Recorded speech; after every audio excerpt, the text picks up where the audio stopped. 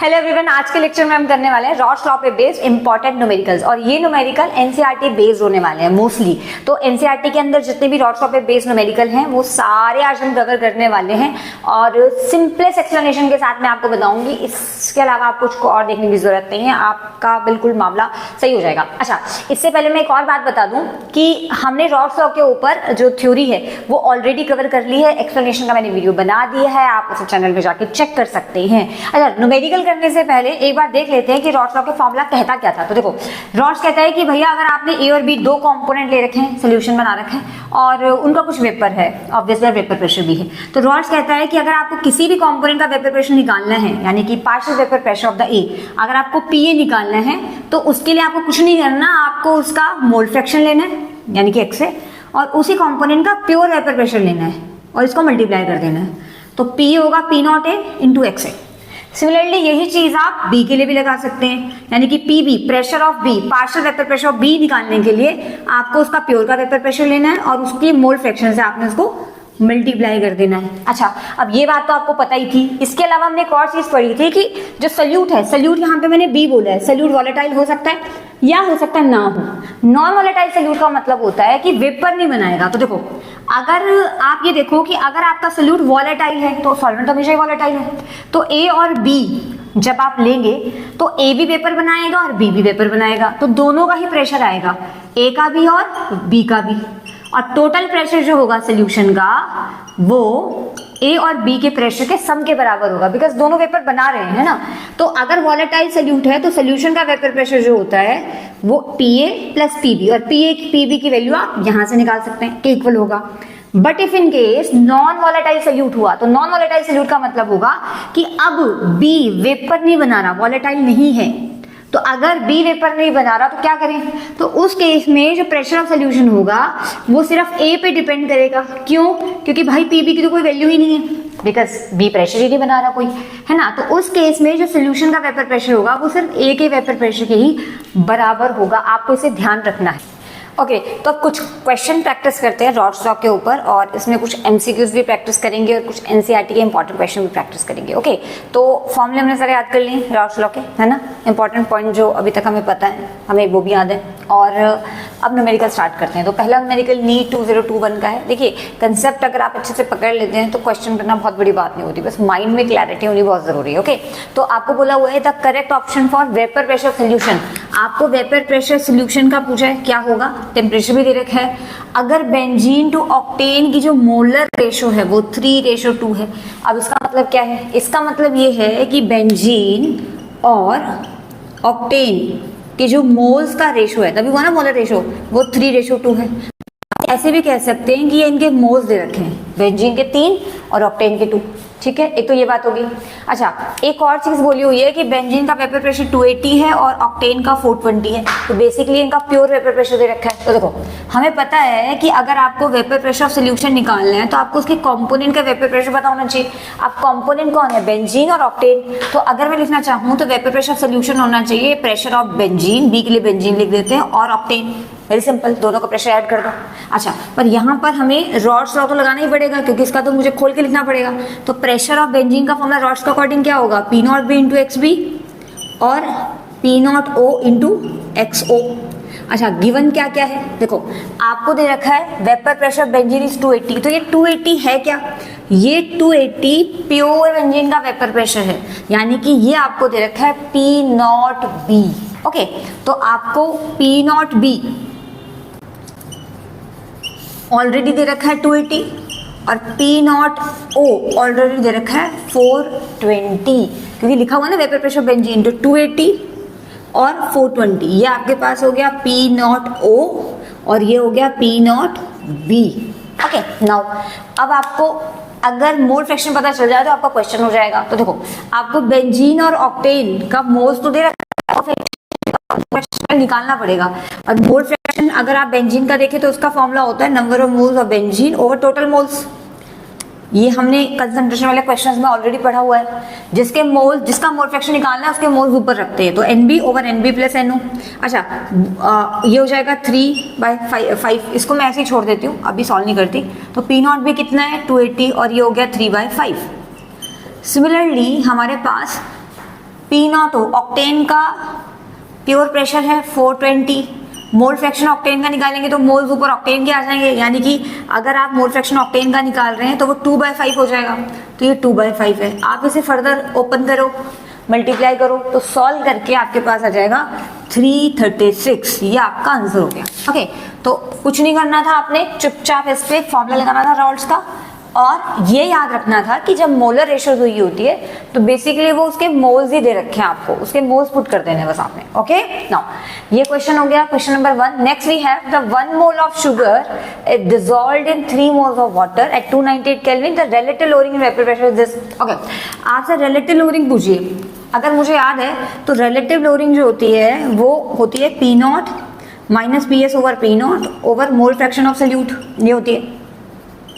अब यहाँ पर मुझे प्रेशर की कोई भी कहानी नहीं दे रखी, तो प्रेशर के बारे में मुझे कुछ नहीं बता रखा, प्योर का सोल्यूशन का कोई प्रेशर नहीं दे रखा, तो फिर क्या करें? तो देखो रिलेटिव लोडिंग इसके बराबर होती है, यानी कि ये जो मोल फ्रैक्शन ऑफ सल्यूट है इसी को RLVP कहेंगे, relative lowering in vapour pressure कहेंगे।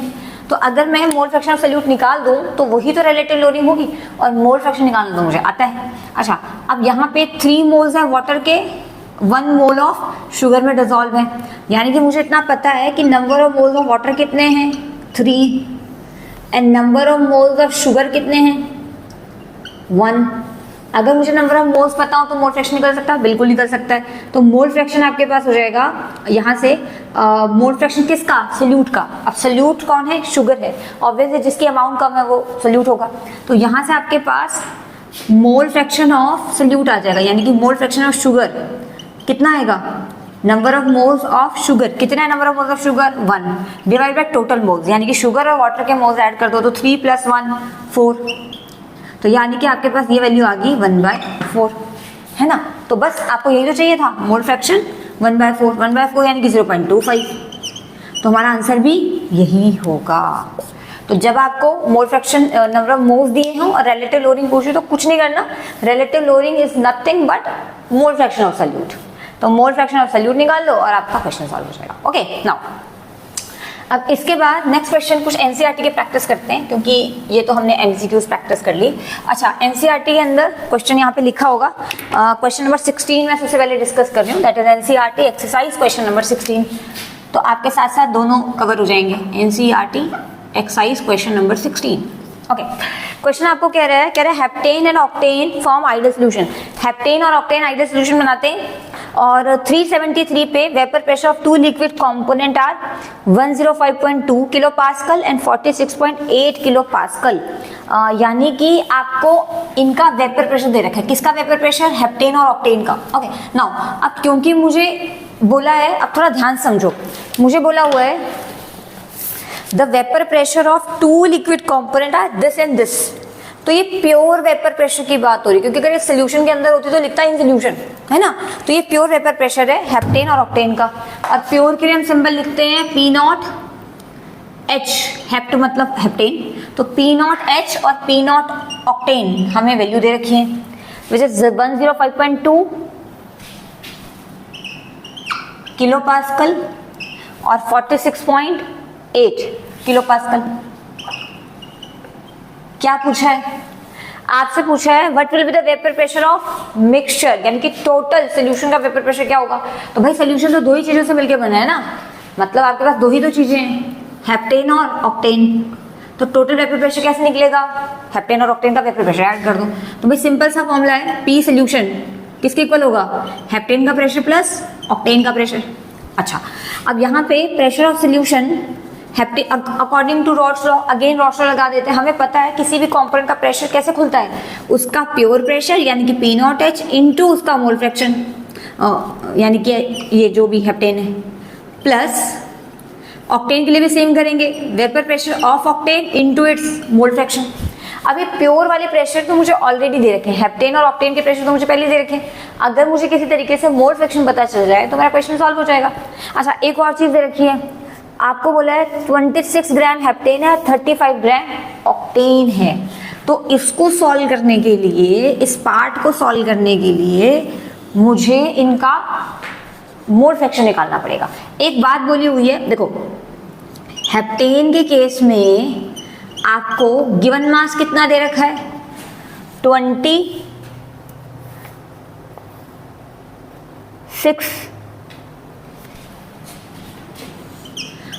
और मोलर मास हेप्टेन का कितना होता है भाई, वो तो नहीं दिया, वो तो निकालना पड़ेगा। ठीक है, तो एक बार मैं ऑक्टेन के लिए भी लिख लेती हूँ। ऑक्टेन का गिवन मास कितना दे रखा है 35 और मोलर मास तो मुझे निकालना पड़ेगा। अब ये मोलर मास कैसे निकालें, तो भाई सिंपल सी बात है, हेप्टेन का मतलब होता है 7 कार्बन वाला अल्केन, यानी कि C7 7 14 15 16 H16। ठीक है, C7 H16। जब उसका मोलर मास आप निकालेंगे तो ये आपके पास आ जाएगा 100 ग्राम। सिमिलरली ऑक्टेन होता है 8 कार्बन, तो 8 कार्बन वाले अल्केन होता है C8H18 और इसका मोलर मास आ जाएगा 114। आई होप आपको मास निकालने तो आते ही होंगे, आप 12वीं के छात्र हैं। ठीक है, अच्छा यहाँ से number of moles of heptane कितने आएंगे, गिवन मास कितना है 26, मोलर मास है 100। सिमिलरली यहाँ से number of moles of octane कितने आएंगे 35/114। ओके, तो इसे फर्दर सॉल्व करके आपके पास 0.26 और 0.31 आ जाएगा। मैं ये कैलकुलेशन स्किप कर रही हूँ क्योंकि मैं गुणा भाग करके नहीं दिखाना चाहती। अगर मैं आपको हर प्लस माइनस करके दिखाऊंगी तो बहुत बड़ा वीडियो बन जाएगा, 2-4 घंटे का बन जाएगा, उसका सेंस नहीं बनता। क्योंकि आपको बेसिक कैलकुलेशन प्लस माइनस गुणा भाग तो आती होगी, है ना। तो number of moles of heptane और ऑक्टेन हमें पता चल गया। अब हमें क्या करना है, अब हमें इसका सिर्फ मोल फ्रैक्शन निकालना है। तो मोल फ्रैक्शन हेप्टेन का निकाल लेते हैं, ऑक्टेन का तो 1 माइनस करके आ जाता है। ओके, तो मोल फ्रैक्शन ऑफ हेप्टेन का फॉर्मूला क्या होगा बेटा, number of moles of heptane over number of moles of heptane plus octane. Heptane के मोल्स हैं 0.26 और डिवाइड करेंगे 0.26 प्लस 0.31 से।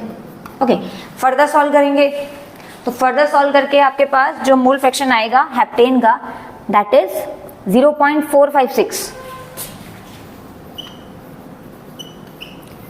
ओके, क्या मुझे ऑक्टेन का मोल फ्रैक्शन निकालने की जरूरत है, नहीं, जरूरत नहीं है। क्यों जरूरत नहीं है, क्योंकि भाई एक सिंपल सा रूल होता है कि मोल फ्रैक्शन का सम हमेशा 1 होगा। मोल फ्रैक्शन का सम हमेशा 1 होगा, तो आपको दूसरी चीज निकालने की जरूरत नहीं है। अगर आपको अगर आपके पास 2 कंपोनेंट हैं XA और XB, तो दोनों का सम हमेशा 1 होता है। तो एक का पता तो दूसरे का माइनस कर दो, है ना। यानी कि मोल फ्रैक्शन ऑफ ऑक्टेन कितना होगा 1 minus mole fraction of heptane which is 0.546। यही होगा ना 0.546 544 आई मीन। अब देखो आपको सब पता चल गया, आपने अलग से मोल फ्रैक्शन भी निकाली है, मोल फ्रैक्शन का फॉर्मूला लगा के मोल फ्रैक्शन ऑफ हेप्टेन भी पता चल गया, मोल फ्रैक्शन ऑफ ऑक्टेन भी पता चल गया। प्योर का प्रेशर तो आपको पहले ही गिवन था, तो एक्चुअली सब गिवन ही है, अब तो बस फॉर्मूला पुट करना है। तो प्रेशर ऑफ हेप्टेन प्योर कितना है 105.2। क्या इसको चेंज करने की जरूरत है, नहीं, चेंज करने की जरूरत नहीं। फाइनल में आंसर किलो पास्कल में ही आ जाएगा, don't worry about that. Pressure of mole fraction of heptane 0.456।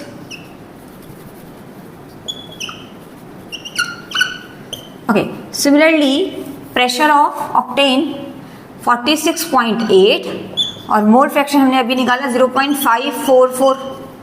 Okay, इसको सॉल्व करके आपको आंसर मिल जाएगा। तो गुणा भाग तो खुद ही कर लेना, ठीक है।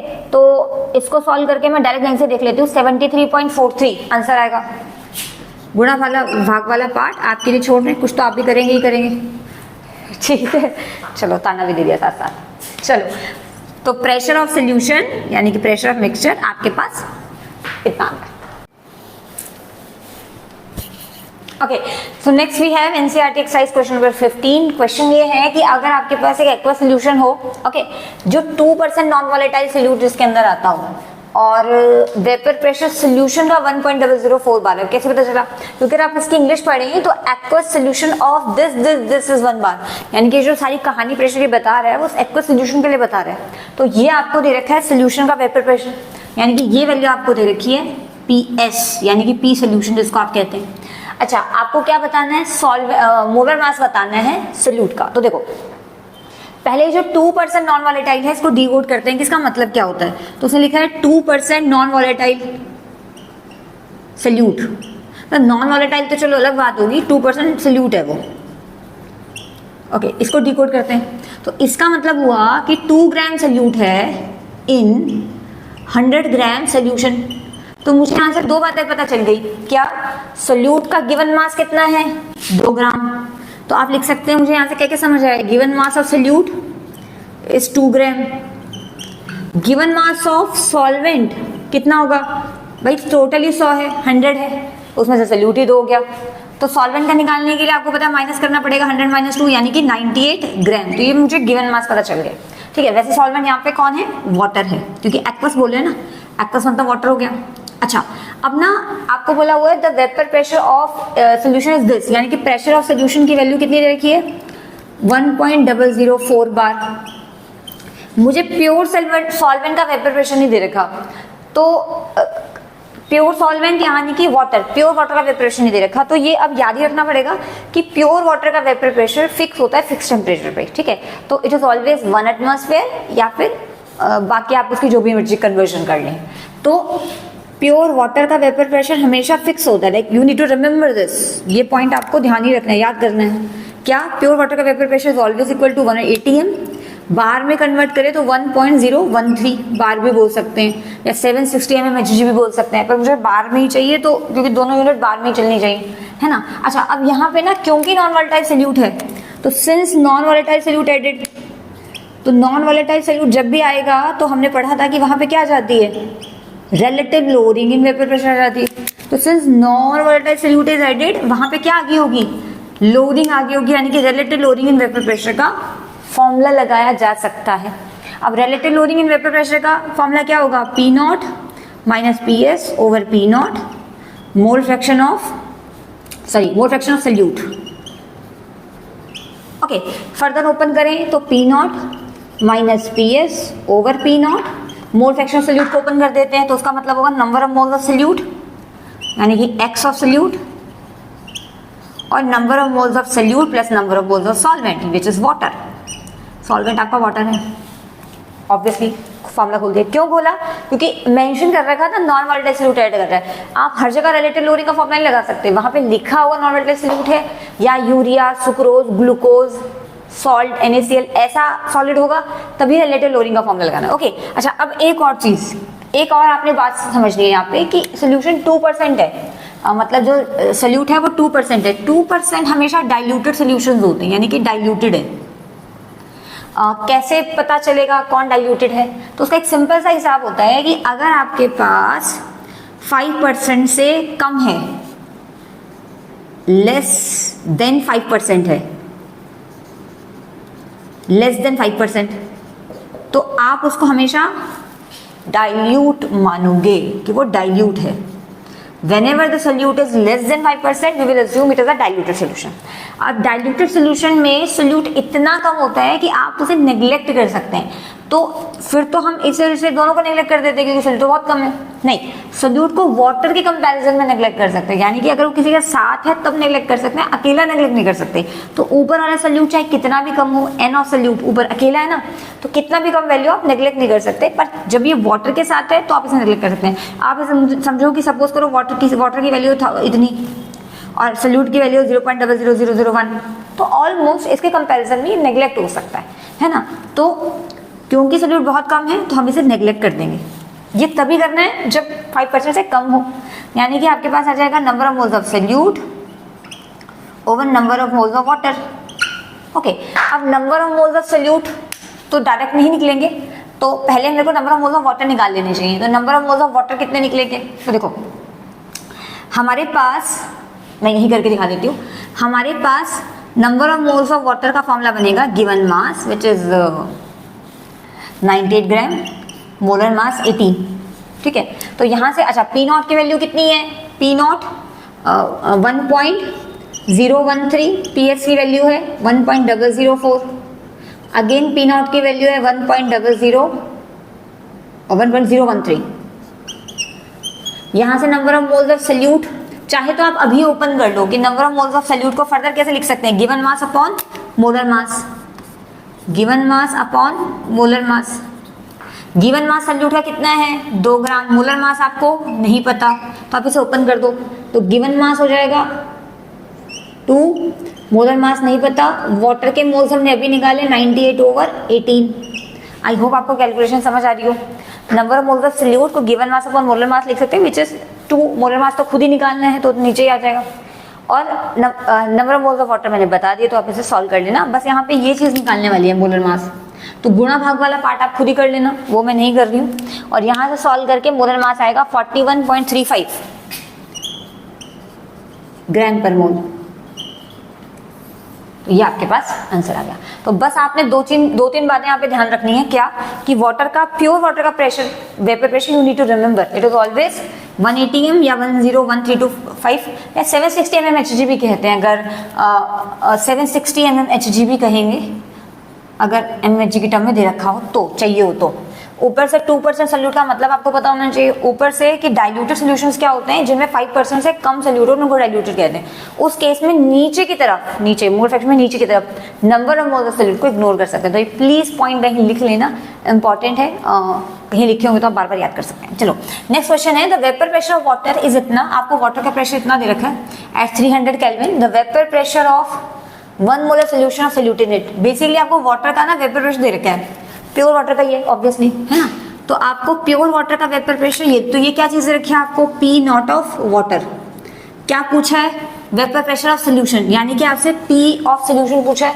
एक लाइन बोली हुई है 1 मोलर सोल्यूशन। तो देखो पहले 1 मोलर सोल्यूशन को डिकोड करते हैं। 1 molar of solution of solute in it, यानी कि सोल्यूट 1 मोलर कंसंट्रेशन का है। भाई 1 मोलर का मतलब होता है 1 मोल पर केजी। अगर आप यूनिट से देखें, मोलैरिटी की यूनिट होती है मोल पर केजी। अब 1 मोल पर केजी को थोड़ा सा समझो। 1 मोल पर केजी का मतलब है 1 मोल सोल्यूट है इन 1000 ग्राम सॉल्वेंट।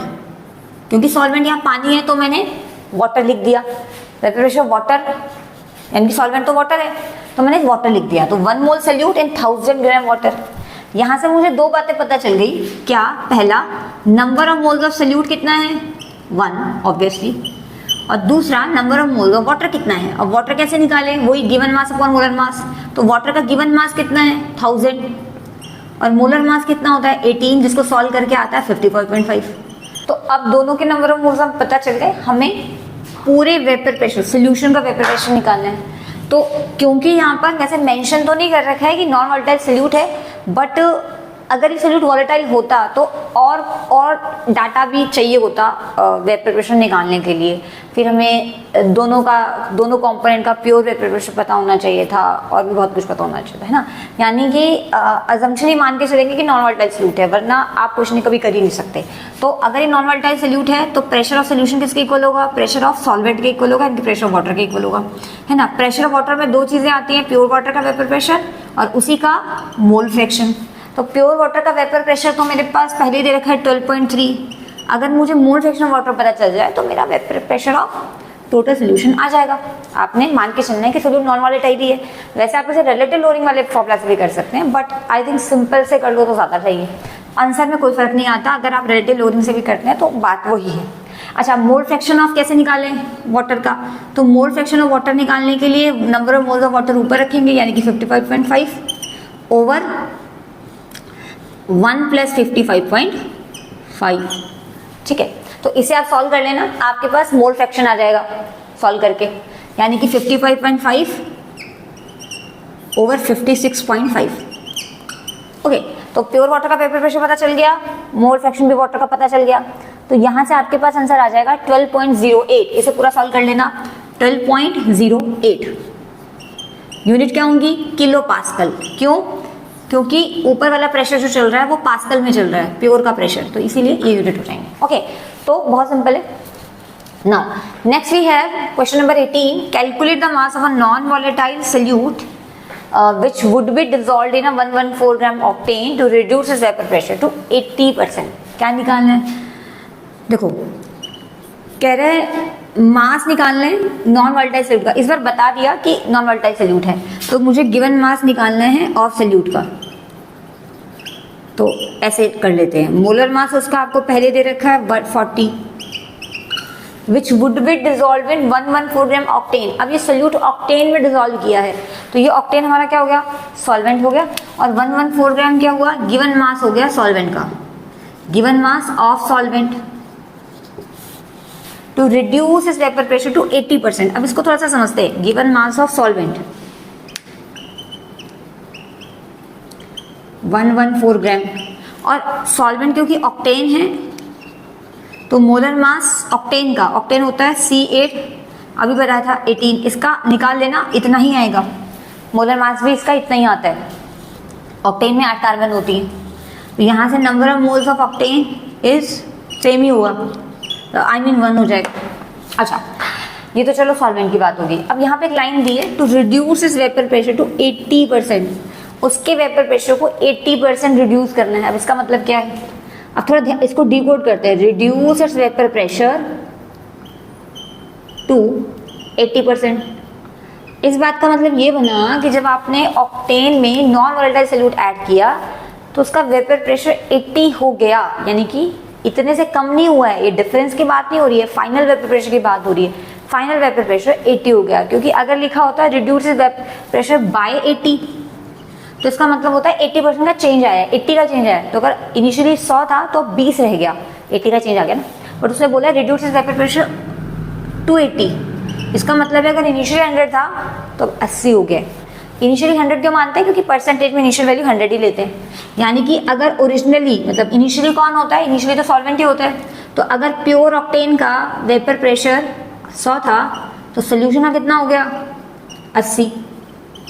ये बात आई इस बात, क्लियर है ना। निकालना क्या है, नॉन वोलेटाइल सॉल्यूट का मोलर मास निकालना है। अब इन दोनों को यूज करके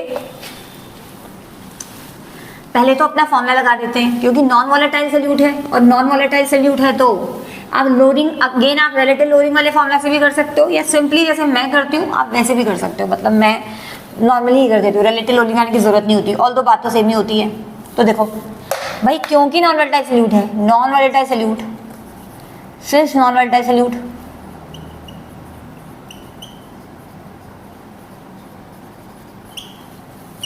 तो इसका मतलब हुआ कि अगर प्रेशर ऑफ सोल्यूशन है वो प्रेशर ऑफ सॉल्वेंट के ही बराबर होगा। ऑब्वियसली सॉल्वेंट कौन है, ऑक्टेन है ना, यानी कि प्रेशर ऑफ ऑक्टेन के बराबर ही होगा। अच्छा, प्रेशर ऑफ ऑक्टेन को ओपन कैसे करेंगे, P of octane into mole fraction of octane. अच्छा, प्रेशर ऑफ सोल्यूशन कितना दे रखा है, अच्छा प्रेशर ऑफ सोल्यूशन दे रखा है 80, प्योर ऑक्टेन का वेपर प्रेशर है 100, मोल फ्रैक्शन ऑफ ऑक्टेन मुझे नहीं पता, उसको साइड में मुझे निकालना पड़ेगा। तो मोल फ्रैक्शन ऑफ ऑक्टेन के लिए हम number of moles of octane लेंगे, डिवाइड कर देंगे टोटल मोल से, सॉल्यूट के मोल से। ठीक है, तो आप कह सकते हैं कि ये आपके पास हो गया ऑक्टेन के मोल्स तो 1 ही है, 1 plus n of solute, number of moles of solute, ऐसे लो। ठीक है, तो इसको आप फर्दर सॉल्व कर लेना। एक और तरीका भी हो सकता था इसको करने का, क्या, देखो एक और तरीका ये है, इसको सॉल्व कर लेना, आपका number of moles of solute आ जाएगा। Number of moles of solute को ओपन कर लेना, given mass upon molar mass आ जाएगा। ठीक है, गिवन मास तो निकालना ही है और मोलर मास आपके पास 40 हो जाएगा। एक और तरीका है इसको सॉल्व करने का भाई, एक और तरीका ये है कि अनदर वे, अगर आप relative loading and vapour pressure का भी फॉर्मूला लगाएं तो भी आंसर आ जाएगा। मतलब इसको थोड़ा सा सॉल्व करना आपने, ठीक है, और क्रॉस मल्टीप्लाई करके number of moles of solute आ जाएंगे। तो एक तरीका है रिलेटिव लोडिंग लगाने का। रिलेटिव लोडिंग कहती है P0 माइनस PS। अब आपको याद होगा कि मैंने एक मॉडिफाइड फॉर्मूला बताया था जो डाइल्यूटेड और कॉन्सेंट्रेटेड सॉल्यूशन दोनों में लगेगा। तो P0 minus PS over PS is equal to N2 over N1, या number of moles of solute over number of moles of solvent. तो आप ये वाला फॉर्मूला लगा सकते हैं, ये भी आसान है। P0 आपके को 100 ले लेना है, प्रेशर सोल्यूशन 80 है over 80। Another way, it is another way, another method. तो जो सही लगे वो लगाना। क्या दोनों अलग हैं भाई, एक ही बात है, कंसेप्ट एक ही है, उसी से निकला है वो। ठीक है, number of moles of solute नहीं पता, number of moles of solvent 1 है, तो आ जाएगा 20 ओवर 80। ये तो काफ़ी आसान है, खैर number of moles of solute आ गए। ठीक है, तो इसे फर्दर ओपन करें 1/4, तो सॉल्यूट की वैल्यू हो गई 1/4, या 0.25 भी कह सकते हैं। अच्छा हाँ, 0.25 कह सकते हैं। ठीक है, अच्छा अब आपको तो गिवन मास निकालना था ना, तो number of moles of solute को ओपन करो, तो उसका फॉर्मूला हो जाएगा given mass upon molar mass. तो number of moles of solute 0.25 है, गिवन मास नहीं पता, वो तो निकालना है। मोलर मास 40 है तो इसे सॉल्व कर दो, 25 चौके 100, यानी कि 10 ग्राम आ जाएगा गिवन मास, और यही आंसर है। I think this one is much more easier. ठीक है, तो वो आपको उस टाइम पे ही डिसाइड करना पड़ेगा कौन सा ईजी है, पता दोनों होने चाहिए। ठीक है, वैसे कई बार ये भी आसान हो जाता है, कई बार मुझे लगता है ऐसे करना ज़्यादा आसान है, तो इट्स अप टू यू। ठीक है, तो ये हमने मेन जो एनसीईआरटी के क्वेश्चंस हैं एक्सरसाइज के, मतलब जिसमें रॉल्स लॉ लगाना है, वो सारे क्वेश्चन हमने कर लिए हैं, बस आपको इसकी प्रैक्टिस करनी है। और आई होप आपने अच्छे अच्छे नोट्स बना लिए होंगे, और आज की वीडियो यहीं स्टार्ट करते हैं।